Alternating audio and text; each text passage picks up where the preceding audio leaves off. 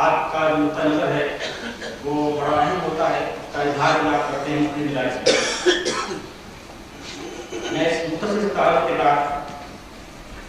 جناب ڈاکٹر اسرار احمد صاحب کو درخواست کرتا ہوں تو اپنی کتاب کا آغاز فرمائیں۔ جیسا کہ آپ کے لیے ہے پروگرام کے مطابق آپ کا خطاب 1.5 گھنٹے کے لگ بھگ ہوگا اور اس کے بعد سوالات کے جوابات دیں گے۔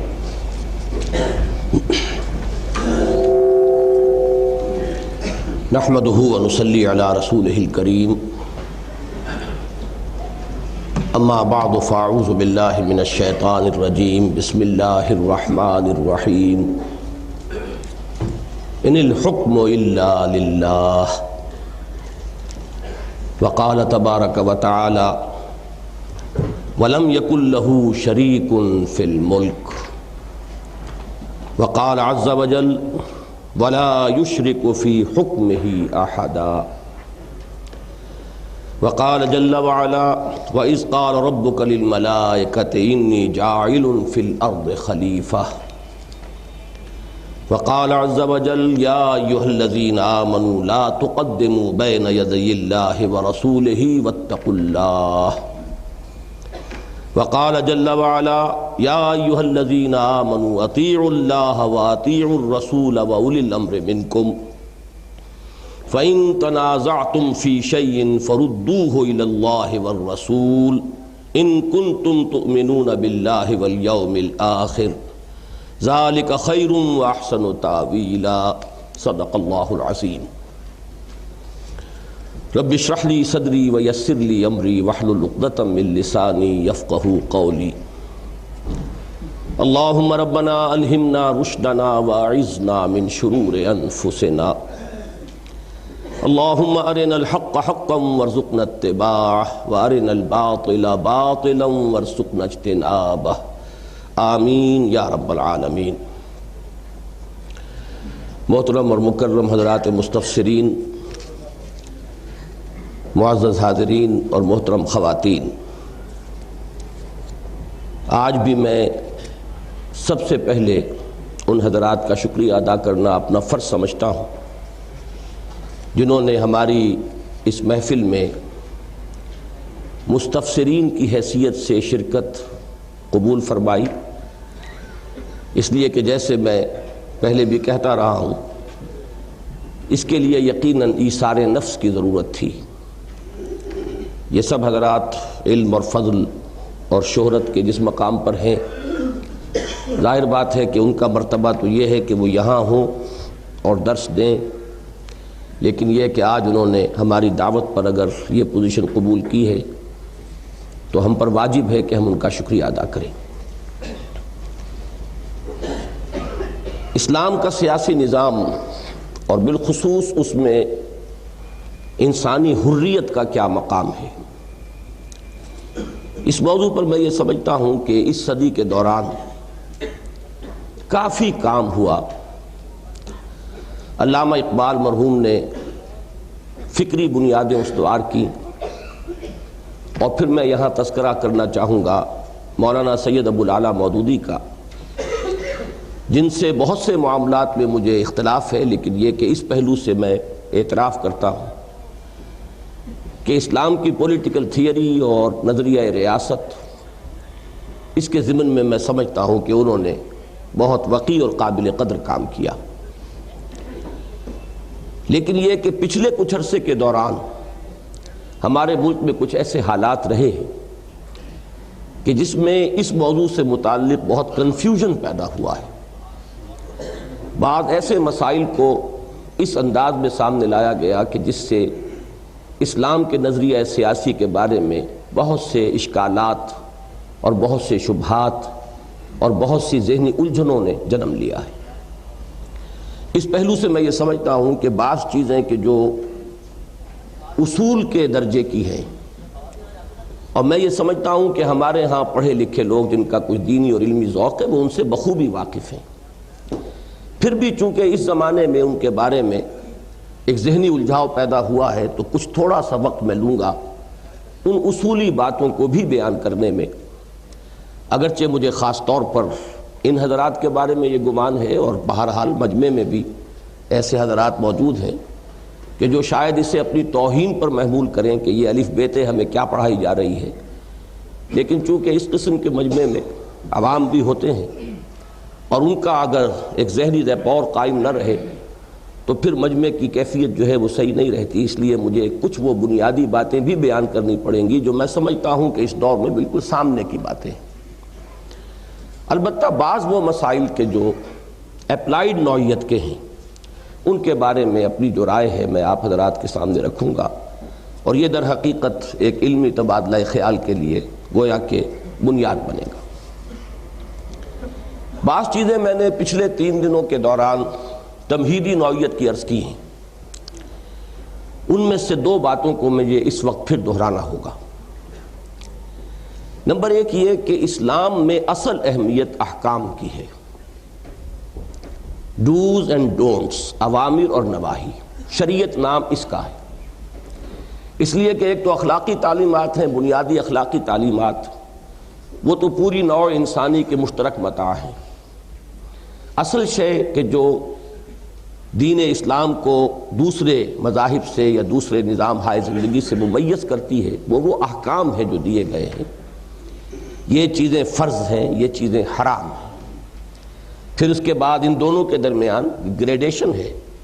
ادھر سے چلیں گے تو فرض ہے، پھر واجب ہے۔ فقہا نے ان احکام کی گریڈیشن کی ہے اور بڑی محنتیں کی ہیں۔ پھر سنت مؤکدہ ہے، پھر سنت غیر مؤکدہ ہے، پھر مباحات کا دائرہ آتا ہے کہ جس کے بارے میں چونکہ کوئی حکم ممانعت کا موجود نہیں ہے لہذا وہ مباح ہے، اور دین میں اصول یہی ہے کہ جس شے کی حرمت ثابت نہ ہو وہ مباح ہے۔ کسی شے کے حلال ہونے کے لیے دلیل درکار نہیں ہے، جب تک کہ کوئی دلیل موجود نہ ہو کہ وہ حرام ہے تو وہ شے مباح قرار پائے گی۔ البتہ پھر ادھر سے بائیں جانب بڑھیں گے تو پھر مکروہ، اور مکروہ کے بھی 2 درجے ہیں، مکروہ تنزیہی، مکروہ تحریمی، جو حرام کے بالکل قریب آ جاتا ہے، جیسے واجب فرض کے بالکل قریب ہے، اور پھر آخری درجہ ہے اور وہ ہے حرام مطلق۔ یہ احکام ہے اصل میں کہ جس سے شریعت بنتی ہے۔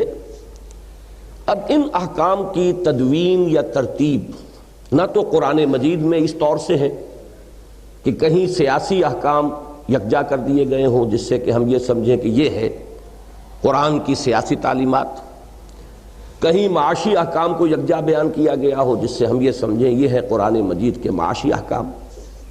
یا کہیں سماجی احکام اس طور سے آئے ہوں، بلکہ یہ احکام بیان ہوئے ہیں قرآن مجید میں متفرق مقامات پر۔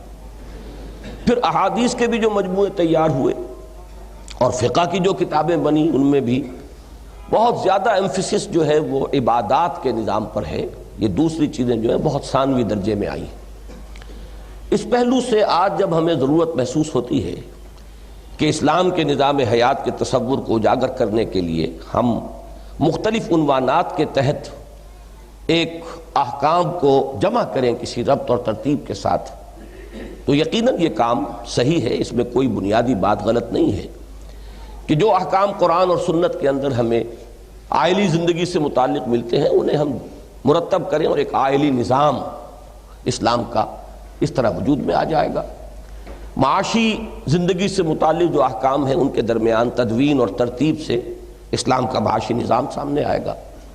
اسی طرح جو بھی ہدایات ہمیں ملتی ہیں سیاسی نظام سے متعلق، ان کی تالیف سے اور ان کو مرتب کرنے سے ایک سیاسی نظام بھی ہم کہہ سکتے ہیں کہ اسلام کا یہ سیاسی نظام ہے۔ لیکن میں نے جو بات پہلے دن کہی تھی اور آج پھر دہرا رہا ہوں وہ یہ ہے، یہ ترتیب در حقیقت قرآن اور سنت کی نہیں ہے، یہ ترتیب جو ہے اس میں ہمارا ذہن ہمارے مزاج کو دخل ہوگا، اور اس میں ہم سے خطا ہو سکتی ہے کہ ہم کسی چیز کو جو بنیادی اہمیت کی ہے اسے ثانوی اہمیت کی قرار دے دیں، اور جو چیز ثانوی اہمیت کی ہے اسے بنیادی اہمیت کی قرار دے دیں۔ اس اعتبار سے جو ہمارا انسانی ذہن اس میں بروئے کار آئے گا وہ خطا سے محفوظ اور معصوم نہیں ہے، لہٰذا ہمیں ہمیشہ اپنے ذہن کو کھلا رکھنا چاہیے کہ وہ احکام تو اپنی جگہ پر ہیں، ان اینٹوں سے جو ایک عمارت ایک شخص بناتا ہے انہی اینٹوں سے ایک اور انداز کی چنائی ایک دوسرا معمار کر رہا ہے، تو یہ چنائی جو ہے یہ منسوس نہیں ہے، احکام منسوس ہیں، اور اس میں ہمیں گنجائش رکھنی چاہیے ذہن میں بھی اور دل میں بھی کہ کھلے دل سے لوگوں کی بات سنیں اور اپنی جو بھی رائے ہے اس پر غور کریں۔ دوسری بات یہ کہ جو ترتیب ہے انسان کی اجتماعیات میں کہ قدیم ترین مسئلہ ہے عائلی نظام۔ جب سے انسان ہے انا خلقناکم من ذکر و انثی، ایک مرد اور ایک عورت سے تخلیق ہوئی ہے، تو گویا کہ عائلی نظام تو اس وقت سے چلا آ رہا ہے، اور اس نظام کے اندر جو بھی اس کے مسائل ہیں، پیچیدگیاں ہیں، وہ ابتدا سے ہیں، اس میں کوئی نئی ڈائمنشنز پیدا نہیں ہوئی۔ لہٰذا آپ دیکھتے ہیں کہ قرآن مجید میں عائلی نظام سے متعلق احکام سب سے زیادہ تفصیل سے آئے۔ سورہ بقرہ کے اندر مسلسل کئی رکوع چلے گئے ہیں، سورہ نساء میں ہے، پھر آپ کو آگے چل کر سورہ تحریم، سورہ مجادلہ، سورہ طلاق، سورہ احزاب، ان تمام کے اندر آپ کو معلوم ہوگا کہ عائلی قوانین آ رہے ہیں، اس لیے کہ یہ چیز ایسی تھی کہ جو معین تھی۔ میں اس سے پہلے بعض مواقع پر ایک مثال دیتا رہا ہوں، اس دوران تو اس کا موقع نہیں آیا، جس سے یہ بات سمجھ میں آئے گی کہ سنا ہے کہ چینی قوم میں ایک رواج تھا کہ ان کے ہاں عورت کے نسوانی حسن کا ایک حصہ یہ بھی سمجھا جاتا تھا کہ اس کے پاؤں چھوٹے ہوں، بڑا پاؤں گویا کہ عورت کے لیے اس کے نسوانی حسن کے منافی شے تھی، لہذا وہ بچپن میں ہی لوہے کا جوتا پہنا دیتے تھے بچی کو تاکہ اس کا پاؤں نہ بڑھے۔ اگر اس وقت جب کہ کسی نظام میں ابھی ایوولوشن اور ارتقاء کا عمل جاری تھا، اس وقت اگر کوئی معین نظام دے دیا جاتا تو گویا کہ جو گروتھ ہونی تھی، جو سوشل ایوولوشن کا پروسیس ابھی جاری تھا، اس کو اس میں اکوموڈیٹ کرنا اور انکارپوریٹ کرنا ناممکن ہو جاتا۔ اس میں ویسے تو 4 سطحوں پر میں نے عرض کیا تھا کہ یہ نظام ہے: عائلی نظام، معاشرتی نظام، معاشی نظام، سیاسی نظام، لیکن اس وقت چاروں کے بارے میں بات نہیں کر رہا ہوں۔ عائلی نظام ہے گویا کہ بیس لائن، یہاں سے اجتماعیت شروع ہوتی ہے، اس میں کسی اور سوشل ایوولوشن کا معاملہ نہیں تھا، لہذا مکمل نظام قرآن میں دے دیا گیا۔ اور اس کے بالکل ایکسٹریم اپوزٹ پر ہے سیاسی نظام کا معاملہ۔ سوشل ایوولوشن کا یہ پروسیس ابھی جاری تھا، لہذا اس کے معاملے میں نے پہلے بھی عرض کیا تھا کہ مجھے قرآن مجید سے صرف اصولی ہدایات ملتی ہیں، کوئی احکام نہیں، ایسے کوئی احکام کہ جس سے کوئی سیاسی نظام لازم ہو جائے، کوئی خاص اس کی حیت تشکیلی معین ہو جائے اور لازم ہو جائے، وہ قرآن میں نہیں۔ چند اصول دیے گئے ہیں، اور اسی میں در حقیقت یہ حکمت مضمر ہے کہ جیسے جیسے ابھی وہ سوشل ایوولوشن کا پروسیس آگے بڑھے تو یہ اصول جو ہیں وہ انہیں اپنے اندر، جو اس ایوولوشن کے ثمرات ہیں، انہیں اپنے اندر انکارپوریٹ کرتے چلے جائیں۔ اس پہلو سے یہ ایک دوسرے کی بالکل متضاد بات ہے کہ عائلی نظام سے متعلق اتنے تفصیلی احکام، معاشی نظام کے بارے میں نے کہا تھا کچھ احکام اور کچھ اصول، لیکن سیاسی نظام کے بارے میں میری سبمیشن یہ ہے کہ قرآن میں حکم کوئی نہیں ہے، صرف اصول دیے گئے۔ اب میں سب سے پہلے وہ 4 باتیں بیان کر رہا ہوں کہ جن کی نوعیت اسلام کے معاشی نظام کی فلسفیانہ اساس سے ہے، جو میں نے عرض کیا تھا کہ کافی لوگوں کے علم میں ہیں، اکثر و بیشتر حضرات میں سمجھتا ہوں کہ ایک صرف یاد دہانی کے درجے میں شاید اس کی ضرورت ہو۔ سب سے پہلی بات، جیسے کہ میں نے اسلام کے معاشرتی نظام کے اختتام پر عرض کیا تھا کہ اسلام کا معاشرہ نسلی معاشرہ نہیں ہے، ایک نظریاتی معاشرہ ہے۔ ریاست بھی در حقیقت معاشرے کی ایک زیادہ منظم شکل ہے، اسلامی ریاست بھی ایک نظریاتی ریاست ہے۔ یقیناً زمین پر اس کی حدود ہیں، اور ان حدود کا تحفظ اسلامی ریاست بھی اسی طرح کرے گی جیسے کہ کوئی اور ریاست اپنے زمینی حدود کا تحفظ کرتی ہے، لیکن یہ کہ اس کی اساس یہ زمینی حدود نہیں ہے، اس کی اساس نظریہ ہے۔ اور اس نظریے کے ضمن میں بھی ایک بات آ چکی ہے، وہ میں نے معاشرتی نظام کے ضمن میں عرض کی تھی، لیکن اسے اس وقت زیادہ زور دے کر مجھے ایمفیسائز کرنا ہے کہ نظریہ اصلاً تو ہے جسے ہم ایمان کہتے ہیں، لیکن ایمان کی اصل حقیقت ہوتی ہے انسان کے دل میں، اور ہمارے پاس کوئی ذریعہ نہیں ہے کہ ہم ویریفائی کر سکیں کہ کسی کے دل میں ایمان ہے یا نہیں ہے۔ اس ایمان کی اس کا ایک ظہور خارجی ہے، اور وہ ہے ٹیسٹیمنی، شہادت، اشہد ان لا الہ الا اللہ واشہد ان محمد رسول اللہ۔ یہ جو شہادت ہے یہ اسلام کی بنیاد ہے۔ بنی الاسلام علی خمس میں سب سے پہلے یہی آئے گا، اشہد ان لا الہ الا اللہ واشہد ان محمد رسول اللہ صلی اللہ علیہ وسلم۔ تو گویا کہ اس نظریے کی جو ایمانی کیفیت ہے وہ ہمارے معاشرے کی بنیاد نہیں بن سکتی۔ ایمان کی بنیاد پر تو معاملے اللہ کے ہاں جا کر طے ہوں گے،